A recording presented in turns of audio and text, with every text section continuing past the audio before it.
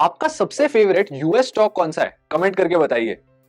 मैं आदित्य अयंगार आप सबका स्वागत करता हूं मास्टर द मार्केट में, एंजल वन की सीरीज जो यहां हर संडे मार्केट के सारे कॉम्प्लेक्स सवालों का सरल भाषा में जवाब देती है। शुरुआत करने से पहले हमारे यूट्यूब चैनल को सब्सक्राइब कर लें और बेल आइकन दबा लें ताकि ऐसे हाई वैल्यू एजुकेशनल वीडियोस आप मिस ना करें। अक्सर हमारे कमेंट सेक्शन में सवाल पूछा जाता है कि यूएस स्टॉक्स में इन्वेस्ट करें या नहीं। अब यूएस स्टॉक्स में आज के जमाने में इन्वेस्ट करना बहुत आसान हो गया है और ये इन्वेस्टमेंट इंडियंस ने कंसिडर भी करनी चाहिए। इसके पीछे का सबसे मेन रीजन ये है कि यूएस आज के तारीख में एक बहुत स्टेबल और स्लो ग्रोइंग मार्केट है। जब हम इसे एक डेवलपिंग कंट्री या इमर्जिंग कंट्री के मार्केट से कंपेयर करते हैं तो यहाँ पर ग्रोथ इतनी ज्यादा नहीं मिलती, लेकिन स्टेबिलिटी बहुत ज्यादा मिलती है। और इसी के साथ एक और मेजर फैक्टर है जो यूएस को एक अच्छा मार्केट बनाता है, जो है इनका टेक्नोलॉजी सेक्टर। अब टेक एक्सपोजर के लिए यूएस एक प्राइम लोकेशन बनता है। तो मान लो आपने ये सोचकर यूएस स्टॉक्स में इन्वेस्ट कर दिया। अब आपकी जो सारी इन्वेस्टमेंट होगी वो यूएस डॉलर्स में होगी, इसलिए आपको यूएस डॉलर और आईएनआर के एक्सचेंज रेट का भी बेनिफिट या लॉस मिल सकता है। इसका मतलब होता है एक्सपोजर। जब over time US dollar appreciate करता है तब इससे भी आपके रिटर्न्स में एक एडिशन होता है। तो आपके रिटर्न्स दो जगह से आते हैं, एक होते हैं आपके इन्वेस्टमेंट रिटर्न्स और एक होते हैं आपके करेंसी रिटर्न्स। इसी के साथ आपको दो और फायदे मिलते हैं। सबसे पहला, यूएस मार्केट में ट्रांसपेरेंसी और गवर्नेंस बेहतर होती है, यानी कि कई सारी ऐसी छोटी कंपनीज होती है जिन्हें भी सफिशिएंट एनालिस्ट कवरेज मिलता है।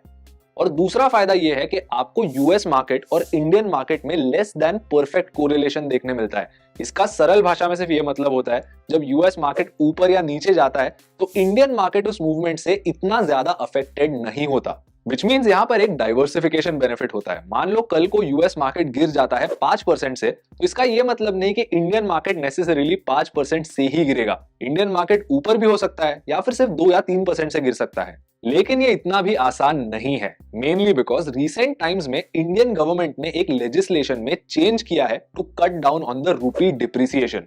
देखिए, जब भी आप यूएस में इन्वेस्ट करते हैं आपको ये करने यूएस डॉलर्स लगते हैं, तो आप यूएस डॉलर्स खरीदते हैं। जब आप ऐसा करते हैं यूएस डॉलर अप्रिशिएट होता है और रूपी डिप्रिशिएट होता है। अब होता यह था कि भारत में एक ऐसा रूल था जहां पे जब आप 7 लाख या उसके ऊपर एक फाइनेंशियल ईयर में यूएस में इन्वेस्ट करो तब आपको इस एक्सेस अमाउंट पर 5% का टीसीएस पे करना पड़ता था। टीसीएस माने टैक्स कलेक्टेड एट सोर्स। मतलब अगर आप 8 लाख रुपए इन्वेस्ट करो तो सिर्फ इस एक एक्स्ट्रा लाख के ऊपर आपको 5% टैक्स देना है। अगेन ये टीसीएस जो होता है वो आप अपने एडवांस टैक्स के अगेंस्ट या फिर इनकम टैक्स के against as a credit claim कर सकते हो। लेकिन रिसेंटली इस रूल को चेंज कर दिया गया, जहां पे ये 7 लाख की जो लिमिट थी इसको पूरी तरह से हटा दिया गया और ये जो 5% का नंबर था इसे 20% पर बढ़ा दिया।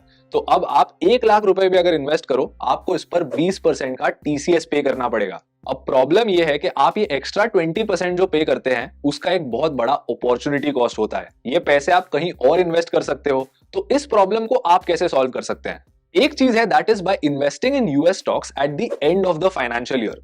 भारत में फाइनेंशियल ईयर 31 मार्च को खत्म होता है, तो मान लो आप मार्च में इन्वेस्टमेंट करते हैं तो आप जब इनकम टैक्स पे करेंगे जून में, आप इस पूरी टीसीएस अमाउंट का एक क्रेडिट ले सकते हैं इस टाइम पर। इससे क्या होगा कि जो एक्स्ट्रा पैसे आप पे कर रहे हैं वो कम से कम टाइम के लिए आपसे दूर जा रहे हैं, ना कि एक पूरे साल के लिए।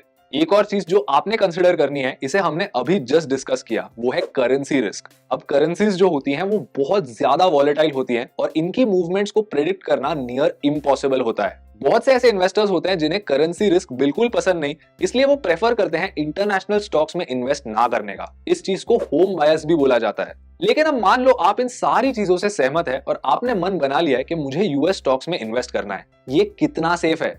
ओवरऑल अगर आपको बताऊं, आप यूएस स्टॉक्स में एक एसआईपीसी मेंबर ब्रोकर के थ्रू इन्वेस्ट करते हैं तो आपके पैसे $500,000 तक इंश्योर्ड होते हैं।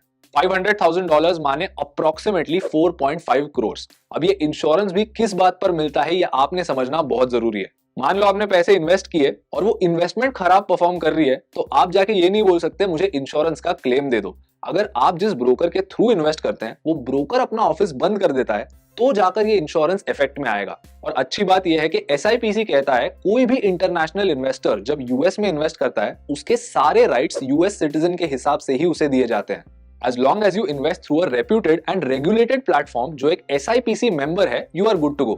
Anyway, आपको क्या लगता है यूएस इन्वेस्टिंग वर्थ इट है या नहीं? कमेंट करके अपने व्यूज बताइए। और अगर आपको इस वीडियो से कुछ नया सीखने मिला तो इसे लाइक कीजिए और हमारे यूट्यूब चैनल को सब्सक्राइब कीजिए।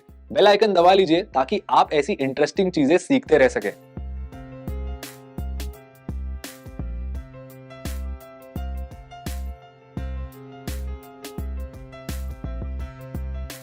Investments in securities market are subject to market risks. Read all the related documents carefully before investing.